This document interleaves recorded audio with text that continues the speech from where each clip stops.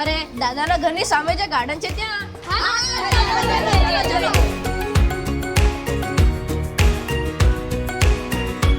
બધા આવી ગયા, ચાલો રમવાનું શરૂ કરીએ. પણ પહેલા દાદાની પરમિશન તો લો.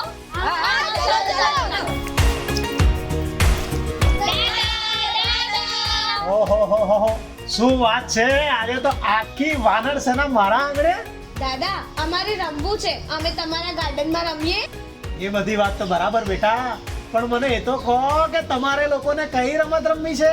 ફૂલ રેકેટ. ના ભાઈ ના, તમે બે રમો, અમારે તાકી રહેવાનું. તો પકડદાવ રમીએ તો કેવું? ના ભાઈ ના, મને બહુ દોડાદોડી કરવાનું નથી ગમતું. અરે તો શું રમીએ? બેટા આ ખોખો, કબડ્ડી, સંતા કુકડી, ફૂલ રેકેટ, આ બધી રમતો આઉટડોર ગેમ્સ કહેવાય.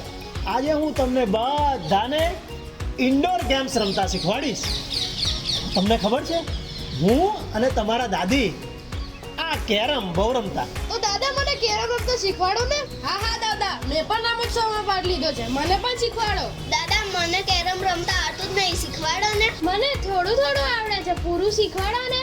હા દાદા, અમને કેરમ રમતા શીખવાડો ને. હા બેટા, હું તમને બધાને કેરમ રમતા શીખવાડીશ. હવે એક વાત સમજો, તમને બધાને ખબર છે આ કેરમની રમતમાં 4 જણ ભાગ લઈ શકે. જો બેટા, હવે આપણે આ કેરમ બોર્ડના રમતો અને આ જે કુકરીઓ દેખાય છે એના નિયમો સમજી લઈએ. સૌપ્રથમ આ કાળા રંગની જે કુકરી દેખાય છે એને આપણે પેલા ખાનામાં પાડીએ તો એને આપણને મળે 100 પોઈન્ટ. ત્યારબાદ આ સફેદ રંગની જે કુકરી છે એને આપણે ખાનામાં પાડીએ તો મળે 200 પોઈન્ટ. હવે વાત થઈ આ લાસ્ટ કુકરી, એને કહેવાય કિંગ. એને આપણે જો ખાનામાં પાડીએ તો એના આપણને મળે 500 પોઈન્ટ. હવે તમને બધાને પ્રશ્ન થાય કે આપણે આ બધી કુકરીઓને અંદર ખાનામાં પાડવી કેમ નહીં? તો એના માટે જે મેઇન છે એને કહેવાય સ્ટ્રાઇકર. એને આપણે આ રીતે જુઓ, અહીંયા દેખાય છે, આમ મૂકવાનું અને પછી તમે બધા બેસી જાઓ.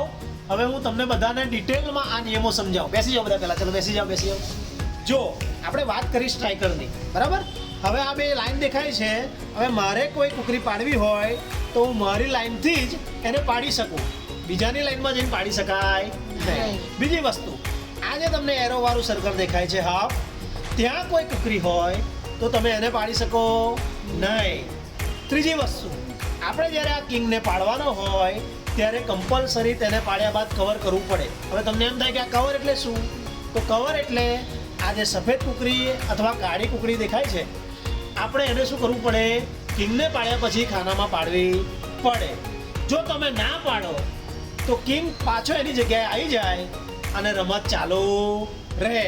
હવે તમને બધાને આ નિયમો ખબર પડી ગઈ? દાદા મને પહેલા થોડું થોડું